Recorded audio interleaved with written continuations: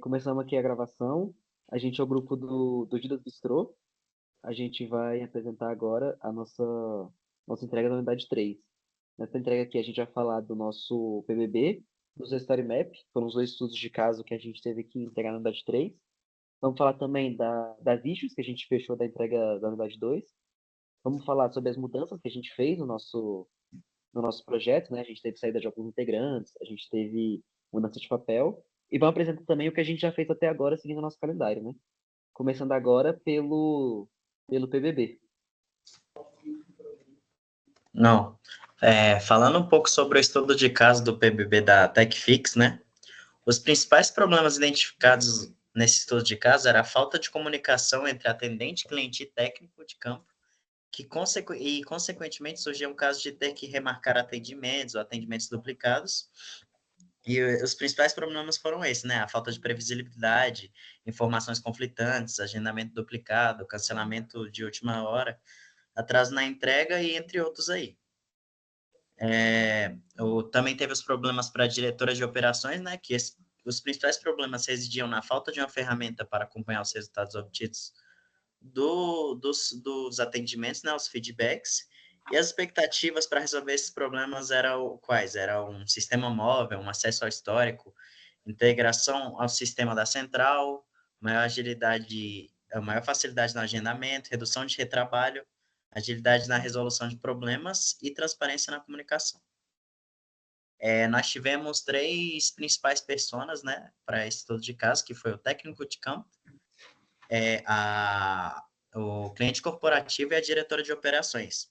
Inicialmente, a gente tinha mais uma persona, né, que era atendente, mas como ela simplesmente fazia uma função que o cliente poderia fazer, a gente atribuiu as funções dela para o cliente.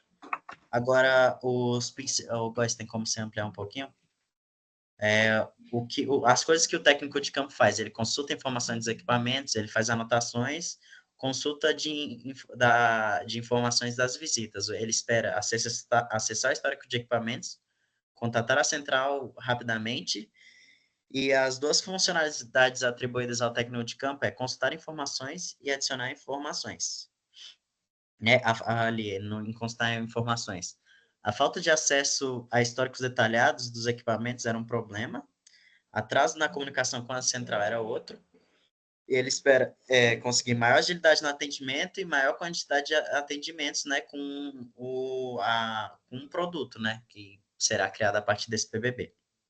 E adicionar as informações, na real, ele sofre com ausência de ferramentas ou informações técnicas essenciais e ele espera melhor registro dos atendimentos. Agora, falando um pouco sobre o PBI de cada uma dessas funcionalidades, né? Ele visualiza uma especificação técnica de um equipamento, visualiza o histórico de atendimento e realiza os cadastros do técnico. Em adicionar as informações, ele adiciona informação sobre algum equipamento e adiciona informação sobre atendimento.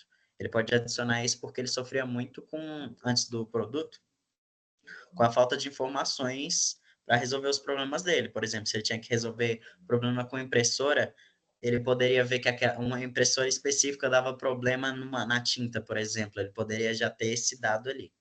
Agora, falando um pouco sobre o cliente corporativo, o cliente corporativo, sobe um pouquinho, ele espera, ele avalia o entendimento, né, e realiza agendamentos, e ele espera um sistema de comunicação melhor e um relatório detalhado prévio e posterior.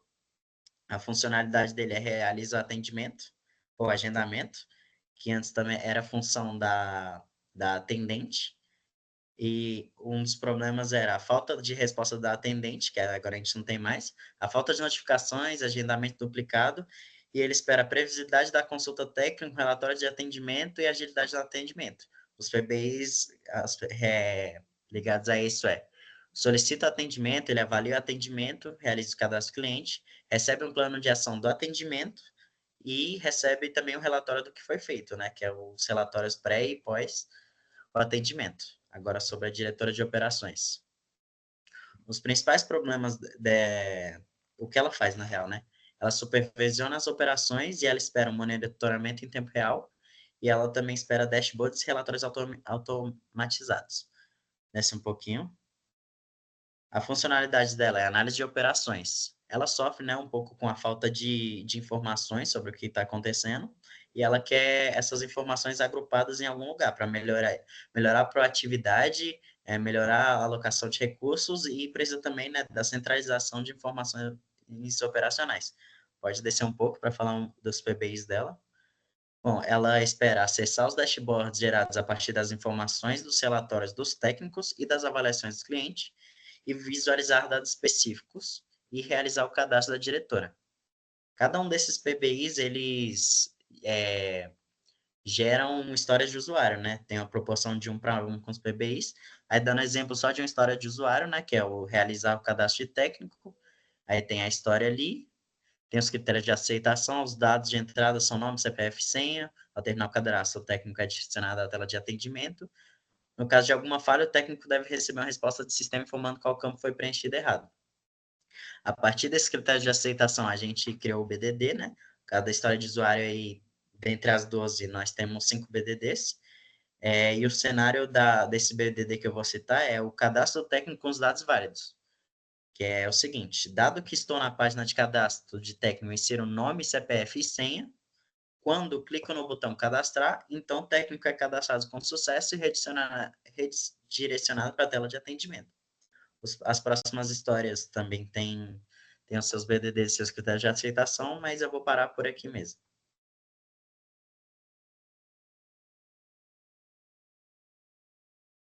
Bom, então agora eu vou falar sobre como nós elaboramos o nosso User Story Map, baseado no estudo de caso da EduConnect. Basicamente, definimos os nossos critérios para a priorização, que eles foram definidos a partir do nosso valor de negócio e dificuldade técnica. E a fórmula final foi o B menos A, sendo B o valor de negócio e a dificuldade técnica. E os valores eles variam de 1 a 5. Agora apresentando aqui o nosso User Story Map, nós temos nossos usuários, né, que são o professor coordenador, o professor participante, o aluno, o pai ou qualquer responsável e o coordenador pedagógico. Então, cada um desses usuários, eles possuem suas determinadas atividades. O professor coordenador, ele é responsável por organizar o projeto. Então, ele vai criar toda a emenda do projeto, ele vai divulgar o projeto, ele vai gerando a documentação. E a partir disso, nós definimos as, a nossa priorização, né? Então, nessa parte de criar a emenda do projeto, foi definido como prioridade 4. O critério de aceitação foi que ele vai ser responsável por criar toda a emenda do projeto e, se possível, anexar arquivos. Ele vai ser também responsável por solicitar recursos ou enviar os recursos. A prioridade é 3. E os critérios de aceitação são: a solicitação ela deve ter um campo de texto para manter os materiais em um campo, de valor caso a solicitação ela seja em dinheiro, né? E no nosso backlog são as que possuem prioridades baixas, são as atividades que possuem prioridades baixas. E a partir disso, voltando ali no início, né, na divulgação do projeto, também teremos enviar projetos para pais e alunos, definimos como prioridade 3. Enviar aviso aos pais, prioridade 5. Gerar relatório acadêmico do evento, prioridade 4. E todas possuem o seu determinado critério de aceitação. No professor participante, a gente vai seguir o mesmo modelo. E a atividade dele vai ser responsável por acompanhar os alunos. Ele vai ser responsável também por participar de um projeto, acompanhar os alunos e ele coleta o feedback. E o nosso fluxo da narrativa, ela foi definida como entrar no projeto, a prioridade vai ser 2. O critério de aceitação, o professor ele vai ser capaz de se inscrever em um projeto por conta própria, ou aceitar um convite de um professor coordenador. Vai responsável por disponibilizar material educativo, com prioridade 3. Enviar aviso aos estudantes, prioridade 4. Gerar relatório das atividades, com prioridade 4 também. E como possível incremento, né, avaliar o aluno. A gente colocou como prioridade 2. E o critério de aceitação, o professor ele pode ser responsável, o professor ele é responsável por avaliar o aluno em uma média geral de 0 a 10, ou com critérios específicos criados por ele. Nos alunos, nós definimos que uma atividade é a participação dele no projeto, ele participa de um projeto, como as atividades também. Entrar em um grupo, ele vai receber as avaliações. Então, no nosso MVP, nós definimos é, dois fluxos narrativos, que é entrar em um projeto, prioridade 3. O critério de aceitação, o aluno ele pode entrar em um projeto de forma autônoma, ou sendo convidado por um professor, ou sendo convidado por um professor. Realizar uma autoavaliação, prioridade 3. Então, o aluno ele pode realizar uma autoavaliação geral de 0 a 10, com critérios específicos determinados pelos professores. O outro usuário, nós temos os pais e responsáveis. As atividades dele são referentes a acompanhar o dependente, que é o aluno. Então, ele terá como responsabilidade autorizar o dependente a participar do projeto, acompanhar o desempenho do dependente e se comunicar com os professores. Nós definimos nosso MVP aqui, autorizar o aluno, ele vai ser responsável por autorizar o aluno. Definimos a prioridade como 4, e o critério de aceitação, ele vai ser responsável por autorizar o dependente após o recebimento de um projeto. E também ele vai receber um resumo do projeto. Definimos como prioridade 3, baseados naquela regrinha. O critério de aceitação vai ser responsável por receber um resumo do projeto diretamente pelo aplicativo.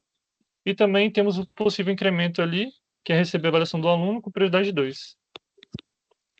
E por último, nós temos o coordenador pedagógico.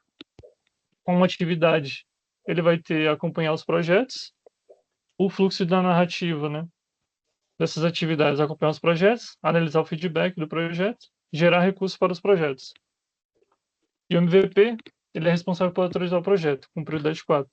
E possíveis incrementos, cadastrar especialista externo, prioridade 2, e liberar recursos para o projeto, prioridade 2 também. Falando aqui um pouco agora sobre o MVP e as mudanças que a gente fez, 2 membros nossos saíram do time, o Pedro Henrique e o Benjamin. O Benjamin ele era o líder do grupo e também era o nosso contato com a cliente, ele estava organizando mais o projeto, nosso Scrum Master também. Então, quando ele saiu, a gente teve que se reorganizar, então a gente mudou tanto o MVP quanto o cronograma, além das issues que o professor já tinha passado, né? Na parte do MVP, o que aconteceu? Como a gente perdeu 2 membros, a gente tinha que tirar algumas histórias de usuário. Se a gente fosse só pela periodização, tipo, tirar as histórias com menos prioridade, a gente ia quebrar muitos fluxos. A gente ia ter a funcionalidade de cadastro, que você ia, sei lá, poder cadastrar, mas ia poder atualizar. A gente ia ter a funcionalidade de evento, que você ia poder consultar os gastos, mas não consultar os ganhos. Então, se a gente fosse por prioridade, não ia ficar legal, porque a gente ia entregar várias funcionalidades quebradas, que o cliente não ia usar no final, ele não ia usar no MVP. Então, ao invés de a gente fazer várias funcionalidades quebradas, a gente preferiu focar em 2 e tirar do MVP as funcionalidades de usuário. No MVP antigo, todos os possíveis incrementos já eram de usuário, a menos tirando o login e a exclusão de produto, né? Todos já eram de usuário mesmo, de funcionário mesmo. Então acabou que a gente só tirou 2 ou 3 histórias de funcionários que estavam no MVP e jogou possíveis incrementos. Então nosso MVP vai ser a parte de evento inteira, ainda a gente ainda vai manter, que foi a parte que no geral tinha mais prioridade, e a parte de estoque quase inteira também. Vai voltar a exclusão de produto porque ela ficou na beirada ainda da prioridade. Mas de resto, a gente preferiu fazer assim, para a gente manter um MVP coeso que o cliente possa usar. Na parte de cronograma também, a gente adaptou para o nosso MVP atual, né? Então a gente tirou algumas histórias de usuário que estavam relacionadas a funcionários e adicionou aqui as de produto e a de cadastro. Então nosso calendário agora está assim, a entrega no final desse sprint, né? Vai finalizar hoje, a gente já entrega, né, no professor, no Unidade 3. E aí, sprint 6 e 7 são essas histórias que faltam para a Unidade 4. A gente teve que redistribuir elas também, né? E também a gente fez algumas mudanças na parte de tecnologias e de metodologia, porque muitas tecnologias que a gente escolheu era por causa que, por exemplo, o Benjamin, que saiu, ele era quem estava mais ligado na parte de banco de dados, por exemplo. Então, o banco de dados que a gente usava antes, a gente mudou, porque ele sabia usar, mas a gente não. Então, agora a gente mudou para que alguém do grupo tenha experiência. Então, a gente teve que fazer algumas mudanças também na parte de tecnologia, mudamos um pouco a ordem das histórias que a gente ia atender, e no geral foi isso. Para entrega agora, a gente teve aqui o sistema de cadastro de produto e o sistema de cadastro de evento, que eu vou mostrar para vocês agora. O de produto tá assim, tá seguindo o padrão do Figma, né, que a cliente tinha autorizado, né, seguindo do XP. A gente já fez adicionar produto, né? A de remover produto ainda não tá nessa sprint. Aí nessa na produto, tá seguindo o critério de aceitação, né, com nome, quantidade e uma imagem do produto. Nome, eu vou botar Coca-Cola, por exemplo, que era um exemplo que a gente já tinha pronto. Quantidade, eu vou botar, por exemplo, 20. E vou escolher aqui uma imagem de uma Coca-Cola que eu já tinha salvo aqui. E ele adiciona, por exemplo. Outro exemplo que a gente pode ter também é o de batata. Aí você põe, sei lá, 2. Aí você escolhe aqui o de batata e ele adiciona. E assim sucessivamente. A gente fez kit de cadastro de uma forma mais rápida, que possa exportar a imagem para que a gente não tenha que ficar tendo problema. Outro também que a gente fez foi o de evento. O de evento aqui a gente já fez um para teste, né, para testar o banco. Mas basicamente está aqui também os critérios de aceitação, o nome do evento. Por exemplo, é Festa Junina do Sesc. A descrição, uma festa junina infantil. O local, vamos botar, sei lá, Águas Claras. Quantidade de pessoas, vamos botar 1.000 pessoas. A data, vamos supor que vai ser no dia 15 do mês 3 desse ano. E o horário vai ser das, sei lá, das 8 às 10. Aí o evento foi criado com sucesso e aqui foi adicionada a festa junina do Sesc. Então foi isso. Na parte de prototipação, a gente fez essas duas funcionalidades já, seguindo o calendário e também as práticas do RAD, né? De prototipação e validação com a cliente. E agora, por última parte, vamos falar um pouco das issues que a gente fechou e das lições aprendidas que a gente aprendeu nessa unidade.